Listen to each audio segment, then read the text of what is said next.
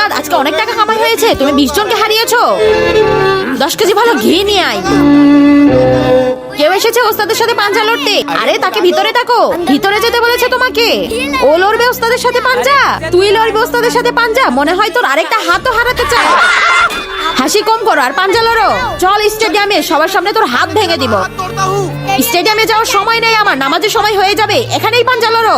সময় নেই তোর কাছে, আয় এখানেই পাঞ্জা লড়বো। কামান ওস্তাদ কামান।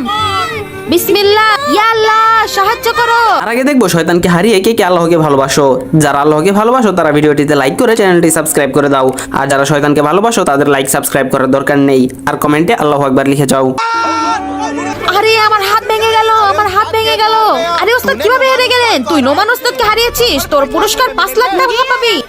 আমার কোনো হারাম টাকা লাগবে না। আমি শুধু এটা বলতে চাই, মানুষের মধ্যে শরীরের শক্তির থেকে ইমানের শক্তি বেশি হওয়া উচিত। জুয়া খেলে পয়সা তো অনেক কামিয়েছো, কিন্তু নামাজ না পড়ে জান্নাত কিভাবে কামাই করবে?